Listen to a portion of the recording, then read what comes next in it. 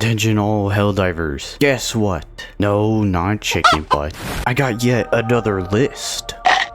That's good. Anyway, we got some things that I just can't believe aren't in our Super Destroyer arsenal yet, and I cannot let that stand. So let's get going and see what number 14 is. I think we need plasma grenades. These grenades will function just like the Punisher plasma shotgun grenade launcher thing that it is, but this time grenade form. Unless the devs decide to make some changes and make it more like the Halo one, which would be quite welcome. But I get it if they want to stick to how the plasma projectiles already work. But I mean, stinky grenades are always fun, so why don't we have plasma grenades yet? Coming in at number 13, we got the arc grenade. This grenade zaps and stuns enemies over a 10-second period, just like any other arc weapon, but not nearly as deadly. It'll be more of a crowd control grenade that keeps the enemy stuck in place for a while. Just don't get too close to it unless you got that cutting edge armor, making this grenade even more deadly, as your body will boost the damage, but you receive some damage too. Not that a good old stim can't fix. Speaking of stims, we got number 12.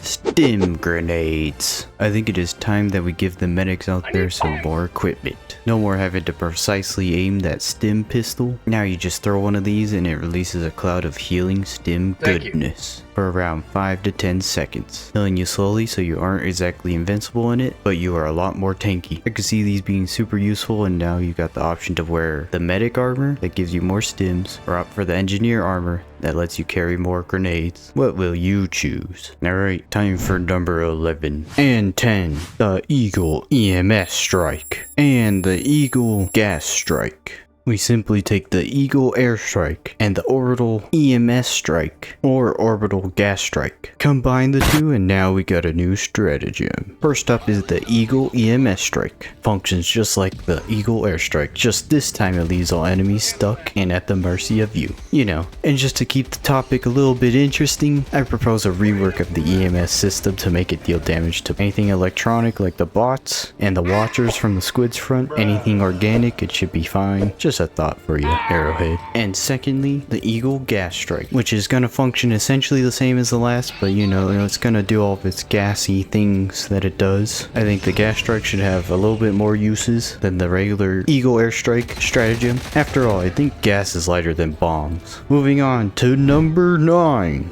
We got the long-anticipated Hellhound, the Pyromaniac's best friend. This is of course a variant of the Guard Dog. Equipped with the Flame 66 Torture, it may be a Hellhound, but it's more like a dragon. This thing will protect you by cooking up anything that dare get close to you. Just like any other Guard Dog, it's of course gonna toast your buns just a little bit. Something about those Guard Dogs, man, they just love to deal friendly fire damage to us. But that's alright, we still love all of our Guard Dogs. On to number 8. Which is the Laser Sentry. We're just gonna take the laser cannon support weapon and strap it onto a sentry. Let's just get rid of this, and we're not gonna be needing this, and bam, we got a brand new sentry. To make this one more unique, I think it can get the same treatment as the double edge, so the longer it fires. Wait a second, hold on. Wouldn't it just melt itself then blow up? Idea, let's just make it out of the same materials, then it shouldn't blow up. Problem solved. Now it can just fire one beam and get more deadly the longer it fires, so you're gonna want a larger amount of enemies. Now I bet you are ready for number 7. And surprise, it's another sentry, but this one goes.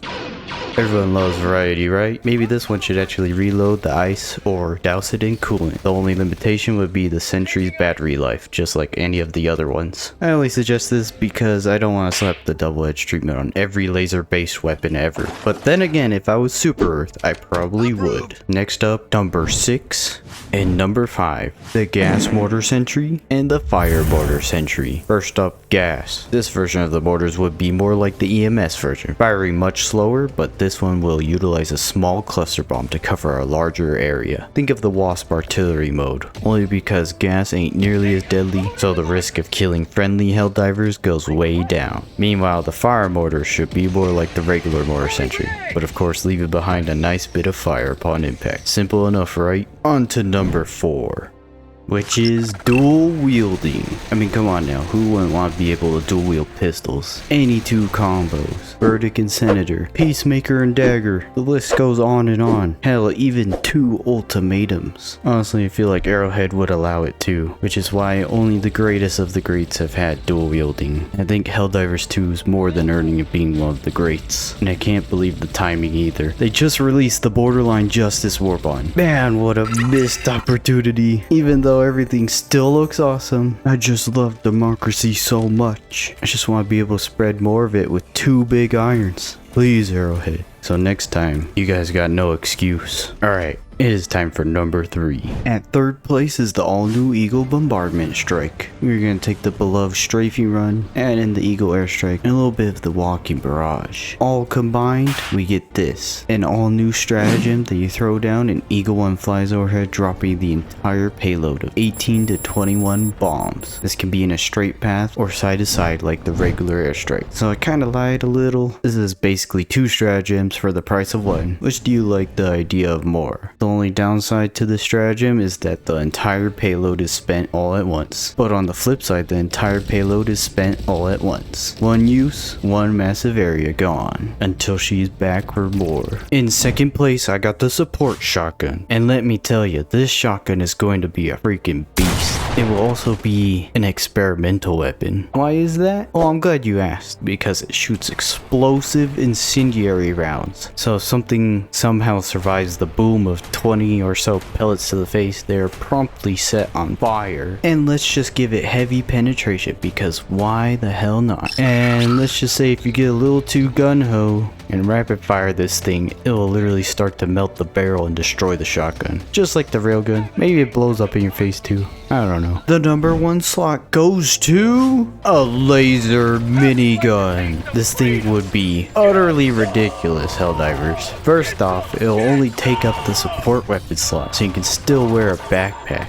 Secondly, it's gonna have unlimited ammo because it's a laser weapon. And just thinking about the possibilities of it having an unsafe / overdrive mode that basically turns it into a double-edged sickle 2.0, that would make it one of the best weapons in the whole game. We gotta think of some downsides because this is just too overpowered. Maybe you can't move all in the unsafe mode. I don't really know how to balance this thing, but dang do I want it. I think we deserve it after what the Illuminate have done to us. I need a super Earth mad scientist, mad for democracy that is, to make this weapon for us. If there was anything that didn't quite make the list for you, go ahead and drop it down in the comments. And since you're down there, consider dropping me a like and a subscribe. Only if you enjoyed though. But thank you all for watching. I have been the FourFingThing. Roll it!